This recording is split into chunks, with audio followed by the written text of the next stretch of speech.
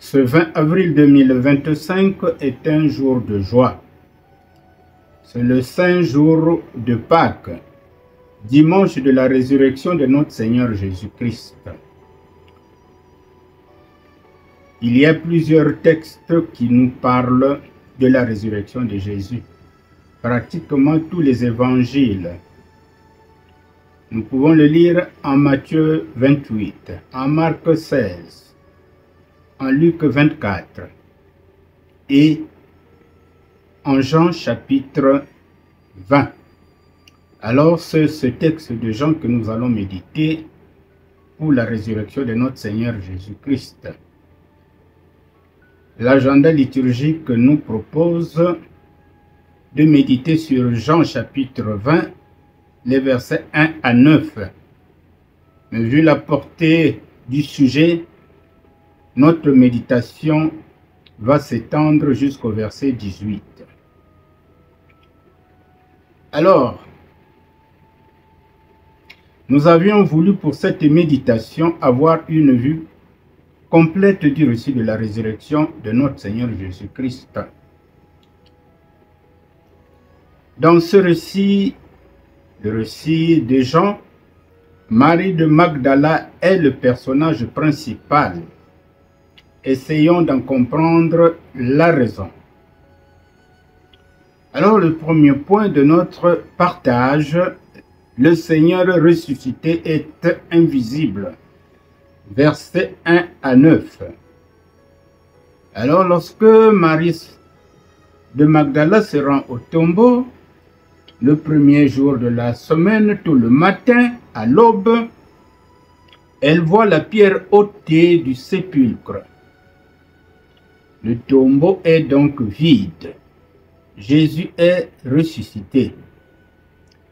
Remarquons que ce chapitre mentionne 3 fois le mot ou l'expression « le premier jour », ce que nous pouvons lire au verset 1, au verset 12 et au verset 26. Vous comprendrez que c'est toujours bien de lire tout le chapitre 20 de l'évangile de Saint Jean. Mais pour notre méditation, nous restons focalisés sur les 18 premiers versets.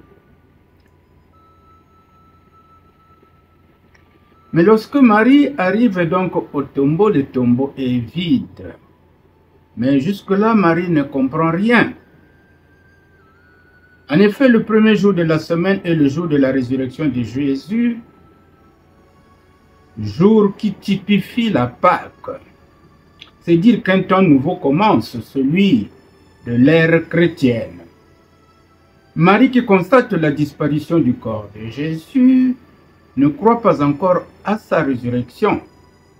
La preuve, elle court vers Pierre et Jean, leur dire: on a enlevé du sépulcre le Seigneur, et nous ne savons où on l'a mis. Eh bien, en lisant les autres évangiles, on comprend que Marie de Magdala n'était pas seule. Cependant, dans le récit de l'évangile de Jean, qui nous concerne, le Saint-Esprit a besoin d'elle pour l'enseignement qu'il veut nous donner. Alors nous pouvons déjà commencer à tirer une première leçon. Eh bien, Marie ne se contente pas seulement d'une simple constatation. Son cœur reste attaché à la personne de Jésus, mort et ressuscité. Elle ne reviendra pas de chez elle sans lui. Elle le cherchera et le trouvera. Telles doivent être nos pensées, guidées toujours vers Jésus, notre Seigneur et Sauveur. Nous devons toujours chercher à rencontrer le Seigneur Jésus-Christ. Même quand nous trouvons que tout est vide au milieu de nous, autour de nous, en nous. Lorsque nous sommes accablés, lorsque nous sommes persécutés, alors nous devons toujours rechercher notre Seigneur. Deuxième fait de cet évangile de Jean, c'est que Pierre et Jean emboîtent le pas à Marie. Ensuite, donc, nous voyons dans le texte, arrivent Pierre et Jean au tombeau. Jean arrive le premier, mais n'entre pas dans le tombeau. On voit chez Jean ce respect dû au droit d'aînesse vis-à-vis de Pierre. Mais aussi cette crainte respectueuse de la personne du Seigneur qui l'engage à se tenir hors du sépulcre. Quant à Pierre, aussi impétueux, qui arrive après Jean, il rentre dans le tombeau pour savoir ce qu'est devenu son cher maître qu'il venait de renier. Et nous comprendrons plus tard que le Seigneur va le pardonner, il va le restaurer. Eh bien, le sépulcre vide symbolise que le Fils de Dieu a quitté le séjour des morts, en laissant ce lieu dans un état parfait. Lazare sortit lié du tombeau à la parole puissante de Jésus.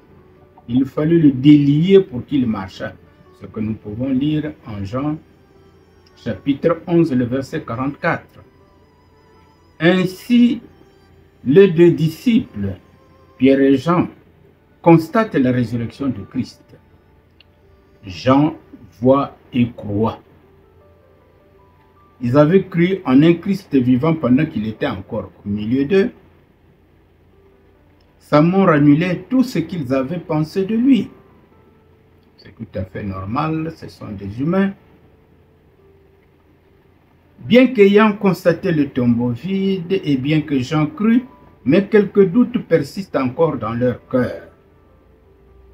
Ceci nous permet de comprendre que la seule constatation des faits ne suffit pas.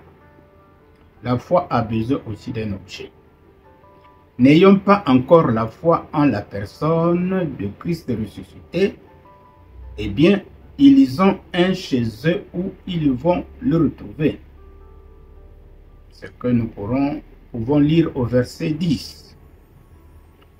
Eh bien, notre deuxième point, après avoir parlé du Seigneur ressuscité, mais qui est encore invisible, dans les 9 premiers versets, au verset 11 et 12, eh bien, on nous parle de Marie et les anges. Deux anges apparurent à Marie pendant qu'elle pleurait la disparition du corps de Jésus. Marie n'avait pas plus d'intelligence que les deux disciples. Elle aurait dû savoir aussi bien que Jésus ressusciterait. Mais elle était supérieure en ce que rien ne pouvait combler le vide immense qu'éprouvait son cœur en l'absence de son objet de foi. Aucun des disciples n'avait bénéficié d'une délivrance semblable à celle de Marie, en qui le Seigneur avait chassé hors d'elle 7 démons. Alors nous pouvons lire Luc 8, verset 2. Et les gens qui étaient sous l'emprise des démons, ou ceux qui sortent des loges ésotériques, quand ils sont délivrés, en tout cas, ils ont un attachement particulier au Seigneur. C'est le cas de Marie de Magdala. Les anges sont des êtres célestes et leur présence au lieu de la résurrection de Christ se justifie et y accomplissent leur service. Mais Marie se savait un objet de la grâce, ce que les anges ne sont pas. Car il est dit dans Hébreux 2, verset 16, ce n'est pas les anges qu'il prend en charge, mais la race d'Abraham. Qui prend en charge, c'est Jésus. Jésus est venu ici-bas pour délivrer l'homme perdu à cause du péché, mais pas pour les anges. Les anges sont avec Dieu au ciel. Alors, ce deuxième point sur Marie et les anges nous donne un exemple à suivre. Eh bien, ce monde sans Christ est pour Marie ce qu'il devrait être pour tout croyant. Un sépulcre vide.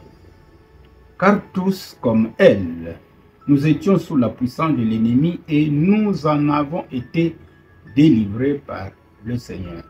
Tous ceux qui sont nés de nouveau, qui marchent en nouveauté de vie, qui connaissent la conversion, eh bien, ils sont délivrés de la puissance du diable. Troisième point de notre partage, Marie rencontre le Seigneur Jésus ressuscité. Versets 14 à 18. Alors, Marie doit être surpris lorsqu'il entend la voix du Seigneur. « Pourquoi pleures-tu? Qui cherches-tu » Cette fois-ci, ce ne sont plus les anges qui lui posent la question, mais Jésus ressuscité. Marie ne regarde plus vers le sépulcre, ces jours de mort. Elle se tourne du côté où se trouvent les vivants. Il nous arrive souvent de fixer nos regards du côté de la mort. Comme Marie, il faut considérer Jésus comme vivant et voir avec lui ceux qui ne sont plus avec nous. Nous devons toujours être positifs. Si Marie cherchait le Seigneur, lui le bon berger cherchait sa brebis, sachant tout ce qui se passait dans son cœur. C'est lui qui avait créé en elle cette affection si ardente pour lui, parce qu'il avait délivré des démons. Alors, Marie a rencontré Jésus, a vu Jésus ressuscité. Ben, elle croyait toujours que c'est le même Jésus d'hier qu'elle touchait facilement, qu'elle pouvait embrasser. Alors Jésus lui dit, ne me touche pas. Jésus veut apprendre à Marie dans quelle nouvelle relation elle et les disciples sont introduits par sa mort et sa résurrection. C'est dire qu'en Jésus, tout ce qui concerne l'homme en Adam et les Juifs est mis de côté. Sa rencontre physique avec le peuple terrestre aura lieu à son retour. Alors, mes bien-aimés dans le Seigneur, voilà ce que nous avions voulu méditer avec vous ce jour de fête, le jour de la résurrection de notre Seigneur Jésus-Christ, qui donne bien une connotation, un cachet particulier à ce jour qui devient le jour de dimanche. Ce jour où nous allons célébrer le Seigneur, nous allons adorer le Seigneur dans nos églises. C'est un jour de joie. Merci de nous avoir suivis, mais prenez soin de relire le texte, de le lire, parce que nous n'avons pas eu le temps de le lire. Il est assez long. Il nous revient de lire, et même de lire les textes synoptiques que nous vous avions conseillés.